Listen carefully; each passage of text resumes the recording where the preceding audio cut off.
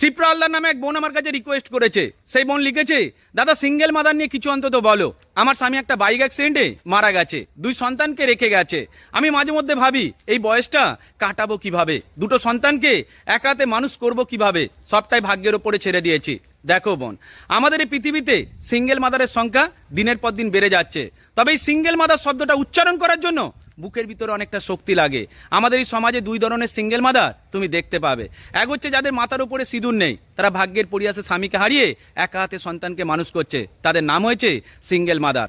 আবার আমাদের এই পৃথিবীতে এমনও সিঙ্গেল মাদার আছে যাদের মাথার উপরে সিঁদুর জল করছে, স্বামী দিব্যি বেঁচে রয়েছে, কিন্তু স্বামীটা অকৃতজ্ঞ বেঈমান অমানুষ বলে মেয়েটাকে একা হাতে সন্তানকে মানুষ করতে হচ্ছে। এদেরও নাম কিন্তু সিঙ্গেল মাদার। কিন্তু একটা জিনিস কোথায় খারাপ লাগে জানো, আমাদের সমাজে বেশিরভাগ মানুষ এখনো সিঙ্গেল মাদারদেরকে ছোট করে দেখে, নোংরা কথা বলে। কিন্তু আমাদের সমাজের মানুষ জানে না যে একজন মেয়ে সিঙ্গেল মাদার হতে গেলে তার ভিতরে অনেকটা সাহস তোকে তৈরি করতে হবে। কারণ সিঙ্গেল মাদারদেরকে ভগবানও খুব বেশি সাথ দেয়নি। দেখবে সমাজের মানুষ যেরকম তাদেরকে নিয়ে নোংরা কথা বলে, তারাও কিন্তু পদে পদে বিপদে পড়ে। তারপরেও কিন্তু মেয়েগুলো সন্তানকে মানুষ করার জন্য নিজেদের জীবনকে তুচ্ছ মনে করে তবু তারা এগিয়ে যাচ্ছে। তবে একটা পরিষ্কার কথা বলে রাখি, সিঙ্গেল মাদার আছে বলেই আমাদের পৃথিবীতে অনেক সন্তান অনাথ হয়নি। সিঙ্গেল মাদার আছে বলেই এই পৃথিবীর অনেক সন্তান সবকিছু হারিয়ে গেলেও সে কিন্তু বাঁচার রাস্তা পেয়েছে শুধুমাত্র মায়ের কোলে।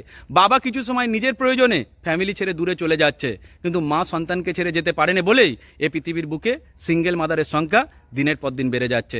এটাই সত্য। ভালো থাকবেন প্রত্যেকে।